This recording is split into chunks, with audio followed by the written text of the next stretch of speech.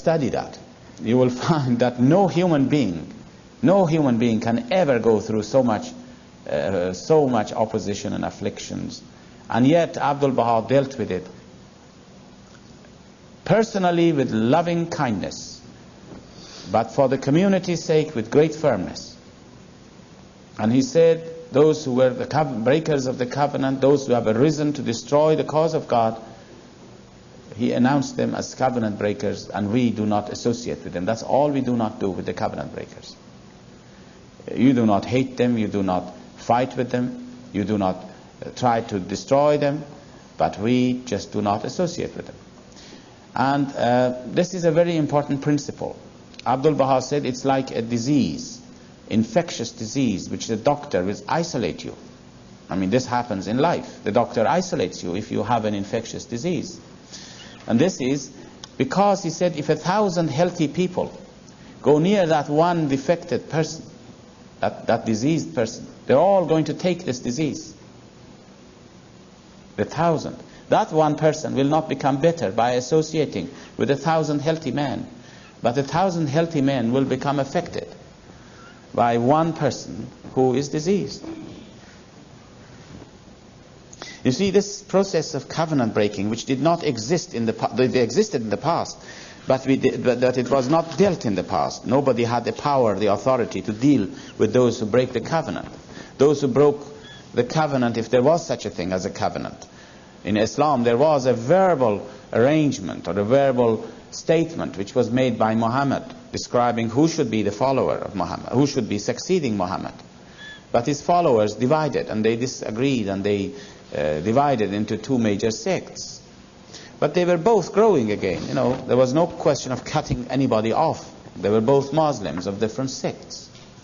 But in this age, anyone who have risen up against the center of the faith, he is cut off. He's cut off. And I will explain to you this process of covenant breaking and the process of throwing away somebody out of the faith, cutting him off. As I said, like a branch which deviates and you cut it off. And when you cut it off, it drops on the ground. And for a few days it may be green, maybe a little life in it. But eventually it will perish. We don't have to fight them. We don't have to hate them. We don't have to do anything. But we do not associate with them. And the best example, again, to know this is to look at your own human body. The human body is the best example. If you look at the human body, you will find that a healthy person can always withstand any disease or germs or anything which comes from the outside. If you're healthy, you're not going to be affected by it. We always go through these germs and through these things. You always, through all around us, it's full of germs and various things. But you get over it. But if ever you allow poison to enter inside your bloodstream and circulate, that's the end. You can't stand that. It will destroy you right away. And so the body has a system. The body has a machinery. The kidneys, this is the work of the kidneys. They inspected the bloodstream, if you like to call it. And they pick up anything which is poisonous. All the poisonous material are collected from the body, from the bloodstream. They won't let it go through the bloodstream. And at intervals, these impurities are thrown out. Isn't that right? If there was no kidneys, you know what happened to a person? Probably he would die after, I don't know, I'm not a doctor, a few hours. All the poisons is destroying you. That's the end. And so all the impurities are thrown out. And once it is thrown out, you feel healthy.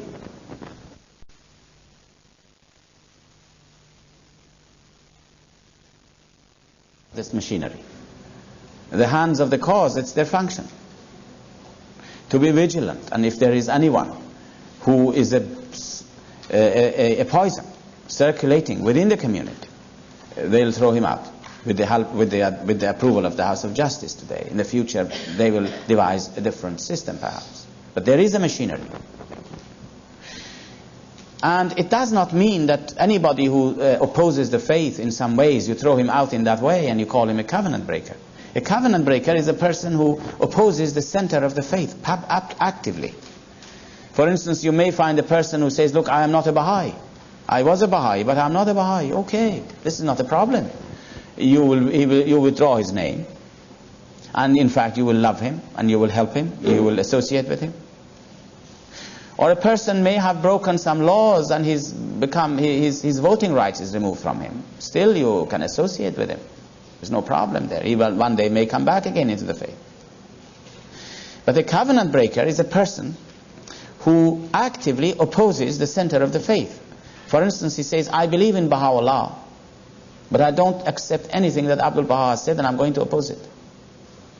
Or somebody may say, I believe Baha'u'llah and Abdul-Baha, as they did, but I will oppose anything that Shoghi Effendi will say. And I am a Baha'i, and I'm coming to your 19-day feast, and I'm going to oppose everything that Shoghi Effendi has said.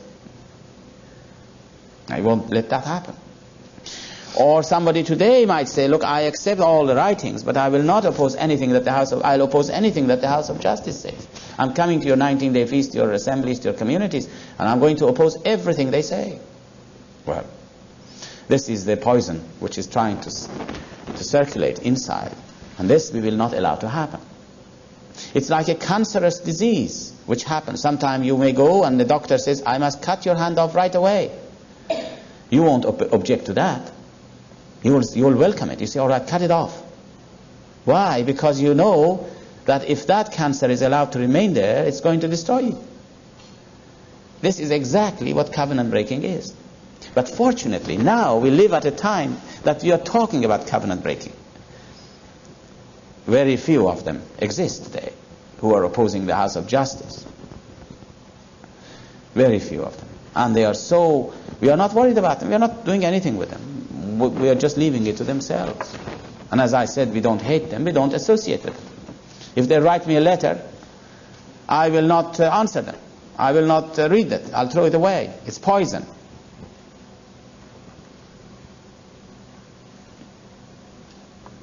The covenant breakers have, with every major change, the death of Baha'u'llah and Shoghi Effendi. Pardon? The covenant breakers have arisen with every major change, with the death of the central figure. There won't be any more of that. The House of Justice won't die. It'll be the same as that. I don't know. I don't know. There may well be. There are still some who oppose the House of Justice. I think as long as Shoghi Effendi mentions, he says that in every faith, people arose and divided religions into sects. They violated the covenants. In this age, he says it's the same. People will have violated the covenant, and in fact have violated it much more vigorously than any other previous dispensation. But he says the difference, and therefore probably this covenant breaking may be there till the end of this dispensation. But he says the distinguishing feature of this faith is that they have not succeeded in bringing division. They have dissipated themselves, and this is the true history of the faith.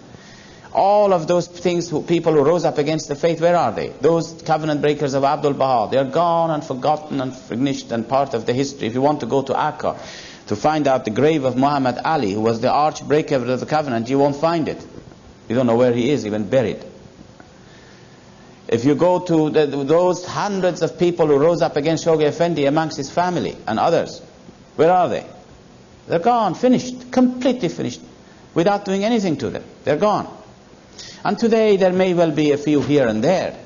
But one thing which is sure is that the cause of God will not become divided into sects. If you look at the history of other religions, you will find the sects were created immediately after the Prophet was gone. The body of Muhammad wasn't buried yet, that his followers were divided into two major sects, and the fighting broke up amongst them right away. In this dispensation, this is why Baha'u'llah says this is a day that shall not be followed by night. Now I will explain to you in another way what covenant breaking is, just on a basis of nature. In nature, what is in nature covenant breaking? Just to explain to you by using the laws of nature. As I said, from nature we learn everything, really. First of all, do you know that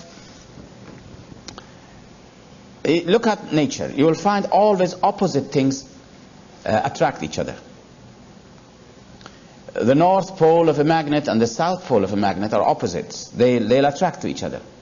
But the two similar poles, they repulse. If you bring two north poles of a magnet together, there is a force of repulsion.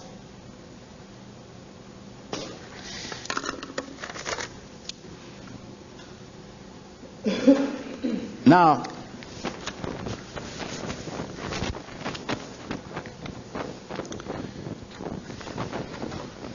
this is in nature. And it's the same thing in spiritually. God is one end, but the opposite to it is man, the opposite pole. God is sovereign Lord of all. The opposite to it is servitude, humility. You see, these are two opposite things. And these two things attract each other. God loves to see a servant. He is attracted to a servant. He attracts to himself. But if ever somebody wants to put himself on the same level as God, or when I say God, I mean, say, the manifestation of God, or the center of the covenant, it doesn't matter. If a person wants to put himself on the same level as Baha'u'llah, or put himself on the same level as Abdul Baha, or put himself on the same level as Shoghi Effendi, you know, the same level, there is a force of repulsion. This is covenant breaking. As long as you are a servant, there is no problem. But as soon as you want to bring yourself on the same level, knowing what this is, knowing this is a manifestation of God, having recognized Him, you want to bring yourself on the same level, immediately there is a repulsion. Now we want to know, how do we know we bring ourselves on that same level? How do I know that how can we prove that Muhammad Ali, for instance, brought himself on the same level as Abdul Baha? How do we know that those who oppose Shoghi Effendi brought themselves on the same level of Abdul Baha? How can we say this? Now, there is one test for it. And the test, again, you will find in life. If I challenge you to fight with me, you and I have to be of the same strength, or else I would never dare to come and say, let us fight. You only fight with someone who is your equal or less than you. A child will never come and challenge a grown-up man. Or you and I would never challenge one of these boxers to come and fight with us, because we are not equals with them. If I challenge you to come and, if I challenge you, if I oppose you, it means I bring myself on the same level, at least, because I'm opposing you, I'm challenging you. That is the way you can know it. When Muhammad Ali challenged Abdul Baha, he brought himself on the same level. And this is repulsion. When somebody challenges and opposes Abdul Baha or Shoghi Effendi, he puts himself on the same level. By virtue of opposing him, it is an indication that you consider yourself at least an equal. Otherwise you wouldn't. That is how we know. Once they oppose, this is the criteria. Once they oppose the center of the cause, then this is covenant breaking. And that has to be established, by the way, by the center of the faith. Nobody can proclaim somebody a covenant breaker. Now, why I mentioned the importance of covenant breaking and steadfastness in the covenant is that we must not only look at the history of the faith in the past and all the covenant breakings, that's part of history, which give us a great courage in the faith. It's a great pride for us, a great joy and a pride. We can mention it with pride that so many people rose up against the faith, rose up against Abdul Baha, rose up against Baha'u'llah, rose up from within, rose up against Shoghi Effendi, tried to break the faith into pieces, and they did not succeed. And as Ruhiya Khanum once in one of her talks mentioned, she said, every one of these covenant breakings is a ribbon we wear in this battle. You know, a ribbon that you wear, a medal. Each one of them has proved the invincibility of the covenant of God, that you cannot break it through. even the most fierce onslaught which had taken place in the faith had not succeeded in breaking through this great ocean. So you see, and now look at what happened at the end. Now I have no time in here to talk to you about this, and it's just coming to an end. But look at what happened when Shoghi Effendi passed away. When Shoghi Effendi passed away, the machinery of the covenant, this wall around this whole, the cause of God, was so strong that even though he had not left a will and testament, and I can tell you we don't want to go into that, the great wisdoms of not writing the will and testament. You must not think that Shoghi Effendi forgot to write a will and testament. The great wisdom. And if he had written a will and testament, I'm not going to go into it, you would see that he could have violated some of the basic principles of our faith. Now, I am not at all prepared to go into this question now because there is no time. It takes a good while to discuss this. Now we understand this. He could not have written. His hands was tied. And in spite of the fact that there were no will and testament, and in spite of the fact that the Baha'is were not only Persians who spoke the same language or only English, but that they were scattered throughout the length and breadth of this earth, coming from so many diverse backgrounds. And yet the faith of Baha'u'llah remained unshaken. The community remained unshaken. And when one of the hands came up, Mason Remy, and he said, "Follow me," it was only laughable, the consequences. Where is he? Where is what's happened? It all evaporated into the air. The Baha'i community remained steadfast. It's just like every interval, the impurities were thrown out. That's all that happens. And it was a good thing. All the impurities, like the impurities of the body, which are thrown out every intervals. And even now, you said there are no possibility, you suggested there were no possibilities of covenant breaking. Well, there may be. There are always ambitious men. And somebody may come and say, well, now let us see what, they may oppose the House of Justice. I don't know. There are already some who are doing it. Very few. You can count them with the fingers of your hand throughout the Baha'i world, really.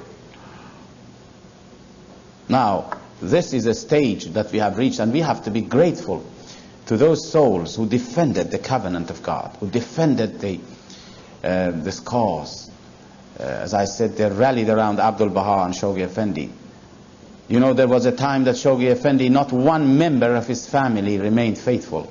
Not one member of the family of Abdul Baha, they all rose up against him. And you might ask yourself, why is it that the person now this is the last thing I'm going to say, and we close this meeting because it's getting late. The last thing I'm going to say to you. Often people may ask themselves this question, how is it that of all the people who should rise up against Abdul Baha were his closest people, his family, his friends, his brothers, why should be that all the family of the master should rise up against Shoghi Effendi? They were the closest to him. You would expect that they wouldn't rise up against him. Now you see, this is a very significant thing to us. Now the only way I can describe it to you is this, that if you were going to see a great scientist, say you and I were going to see a great, celebrated scientist. Say for instance, if Einstein was alive, we were all going to see him. Let's go and see him. Now either you know mathematics or you don't when you go and see Einstein or someone like him. You either know mathematics or you don't. If you know mathematics, when you go there and you sit down and you listen, you see him on the blackboard working with his theories and all the formulas he has worked out, and you see the way he has come out with such genius way he has proposed his theories. You will be so carried away into the world of mathematics and physics that you consider him as the greatest man, and you come out of the room so excited that if anybody asks you what was he wearing, you don't know. What would it look like even, you may not know, because you are carried away with his theories. But if you didn't know mathematics, and you looked at what he's saying, and especially if you're sitting in the front row, now some of the people who are sitting in the front row have seen a lot of things, they would say, look at this man, look at his You won't understand what he's saying, but you can look at him very clearly because you're sitting very close to him. You would say, oh gosh, look at this fellow. Why they make such a fuss of him? You see now, because you don't know mathematics. And so when you come out, you find a lot of faults with him. This was not he was talking nonsense, and I didn't understand it, and he was having you see all his personal side. Now this is exactly what happens with the manifestation of God. And those who are near him, his relations and his family are very close to him. They are sitting like the front row. And they have no spiritual qualities. You can be sure of this. No spiritual qualities. The only sign of spiritual qualities is if they are servants, if they are servitude.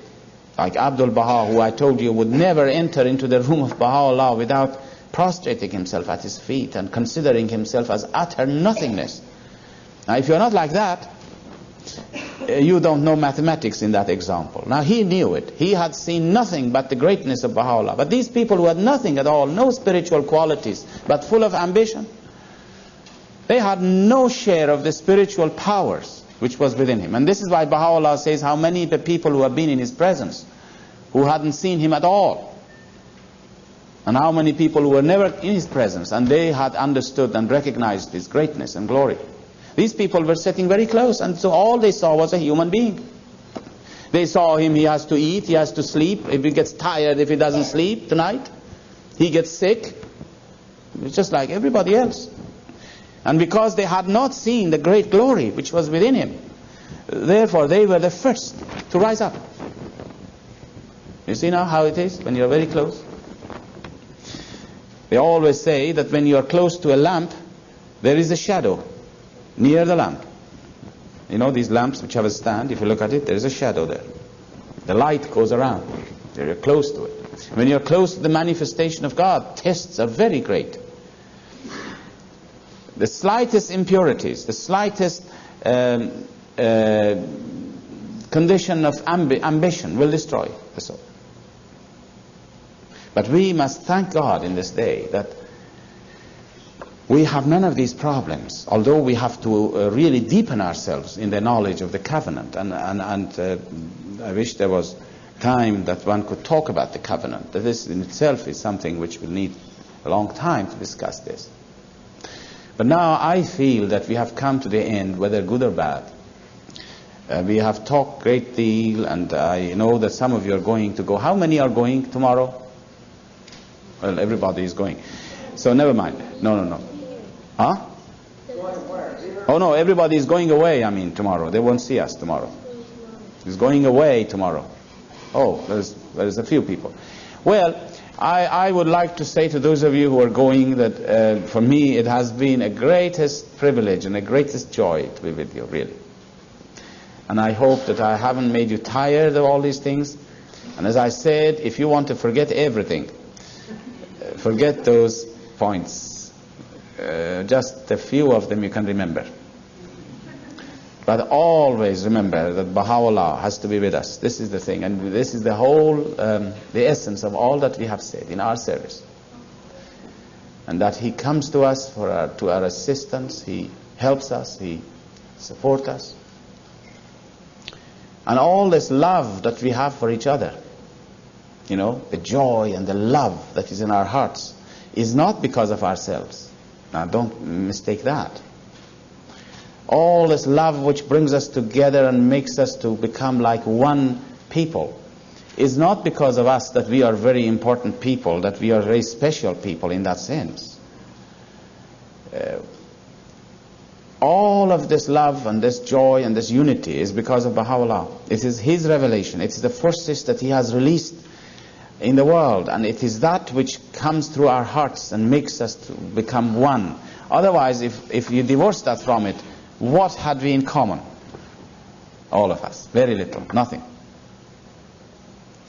And in spite of all our weaknesses, we were talking about the weaknesses of our assemblies. In spite of all the weaknesses of our assemblies, look at the way the faith is growing. Look at the way we are holding on together. If it wasn't for the cause of God and the power of Baha'u'llah, do you think we would be staying together for more than one day in a local assembly, you will disband it immediately and say, go home, we don't want to get into this thing. Oh no. But it is the cause of God, and it is the early stages. And the only thing which will help us to really become happy people and to see that the cause goes forward is to love each other through Baha'u'llah. Love, if this love is not there, then we have to fight the spiritual battle.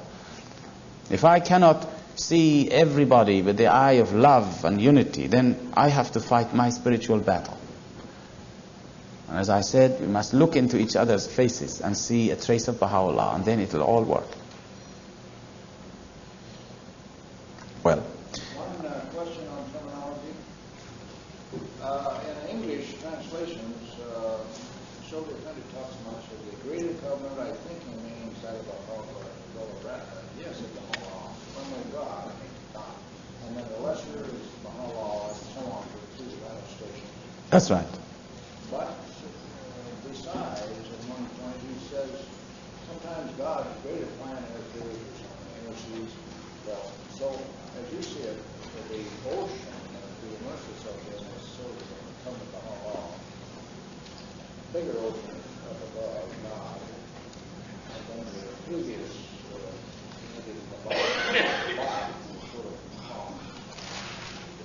Well, I suppose you can say these things. I'm asking on your account. Yes. Well, the covenant of God with man is something all-encompassing. The covenant of Baha'u'llah is only for his followers. It's only addressed to the followers. And that the plan of God is something overall, which will include all human beings. And Shoghi Effendi says sometimes these two plans will run into each other. Well, friends, I want to say farewell to some of you who are going, and I hope that we will see and hear about you all wonderful things that happens in this country. And I cannot say to you how much I have been happy and delighted to meet with the friends. So, these questions, I'll leave them on this table until tomorrow. Oh no, we are not supposed to put anything here. Okay, well, we'll take them. And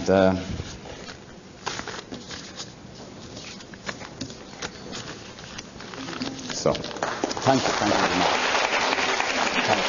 Oh no, please, no, please, sit down. Please. Oh, thank you very much. Thank you.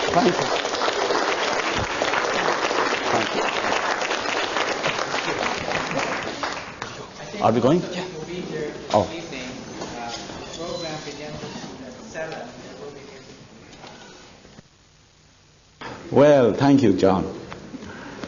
I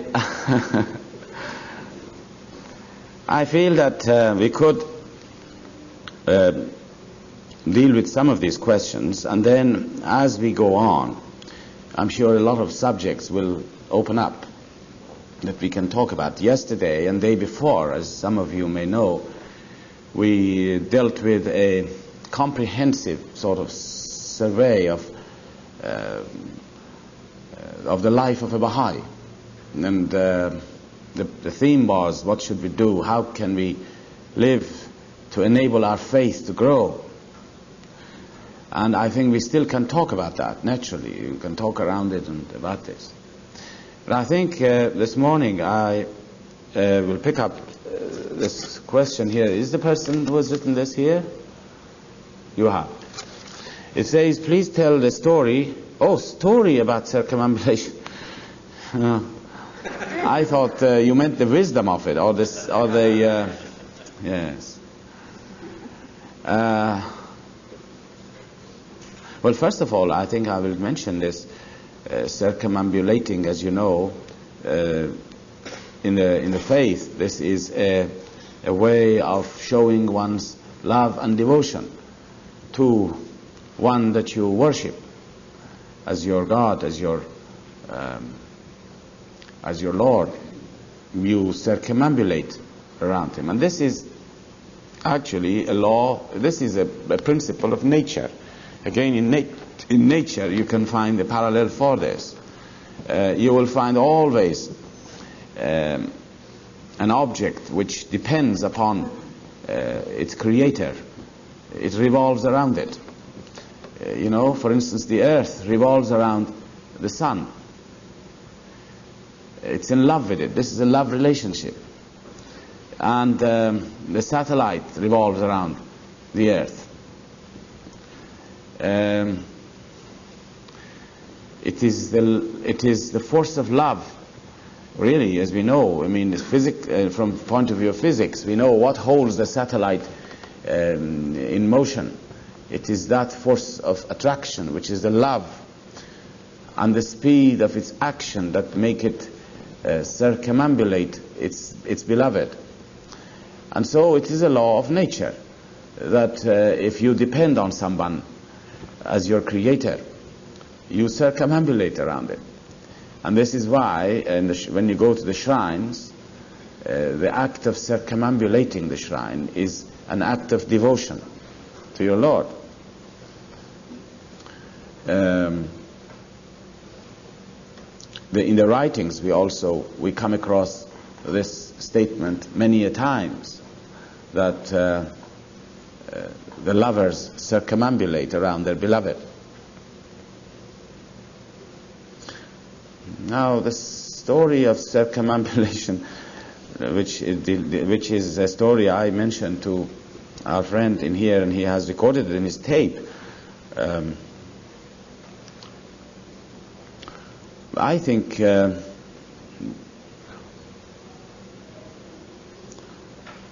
I am always reluctant to talk about these accounts unless it is in writing.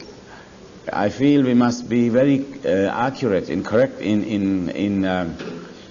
quoting these things, because when the disciples of Baha'u'llah have recorded such incidents or such accounts, they have recorded it to the best of their ability and knowledge.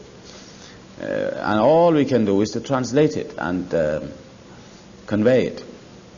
To try to put our own words to it, it sort of snowballs a little bit. I mentioned yesterday that we must not try to verbally communicate these stories. And this particular story that you have asked me to say, and I don't know how you come to know about it, probably Red must have told you this. He's hiding away there. This is already recorded in the videotape. Well, I will tell you the story, but don't go and tell everybody about this. Really, just keep it for yourself.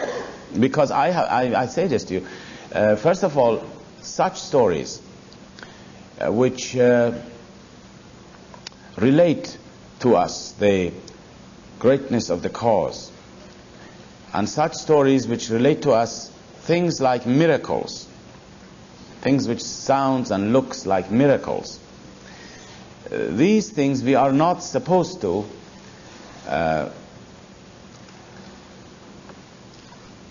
consider them as miracles, because Baha'u'llah says, do not attribute any miracles to him.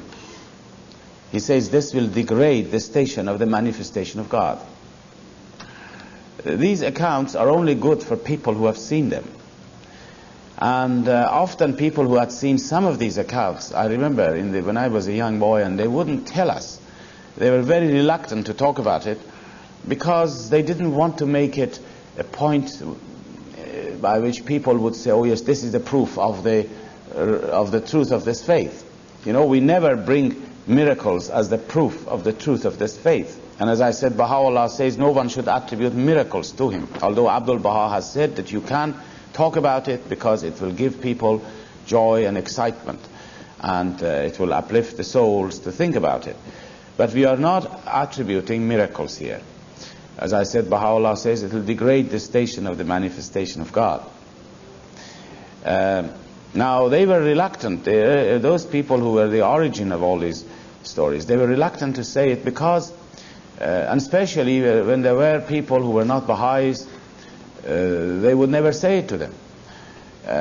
They would wait till people really become deep in the faith, who could sort of take it and put it in the right perspective.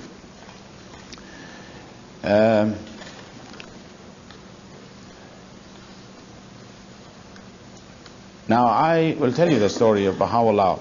You know that when Baha'u'llah was in the house of Abud, that's the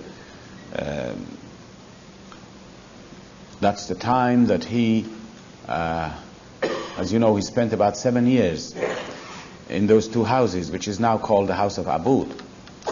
And he had never seen a blade of grass, really, something green, trees, which he was so fond of. He really kept, as I said yesterday, the manifestation of God submits himself entirely to what his enemies do to him. He never uses his powers to stop them persecuting him. And so Baha'u'llah submitted to his enemies, and he did not leave that house. Although several governors who had come, they were so friendly.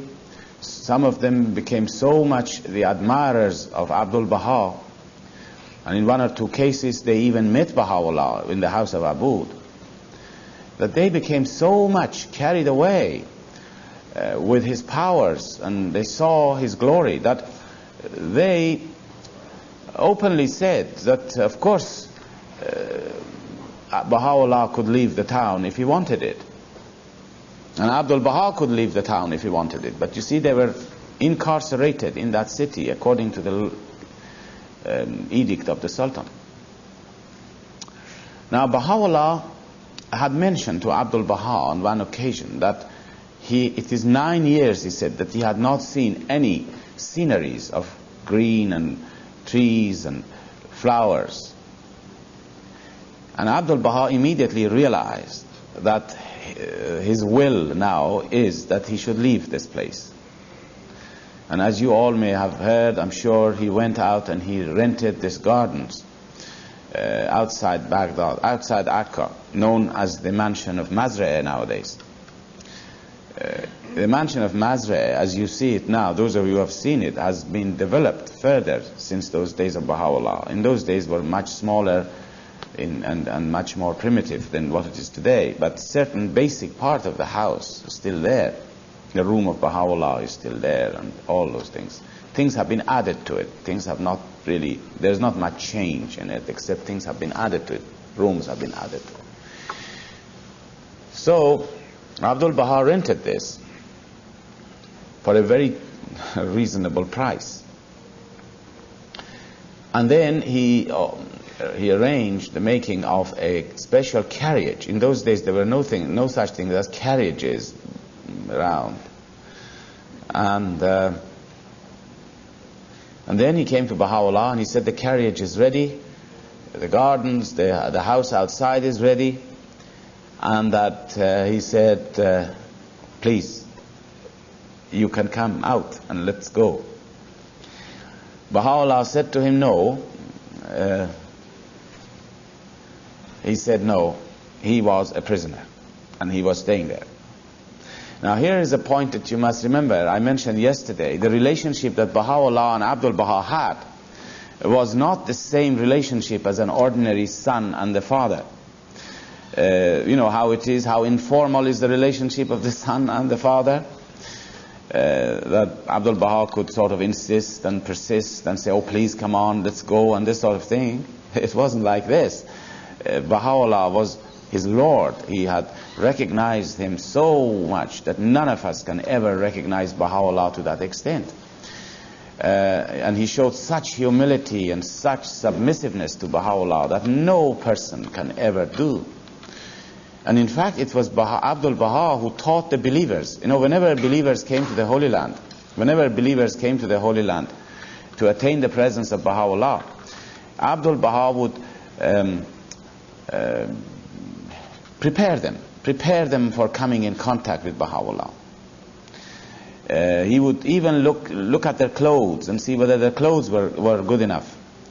And if it wasn't, which in many cases were not, he would give them a new coat, new clothes to wear, so that when they go into the presence of Baha'u'llah, they are very well, you know, they look their best. And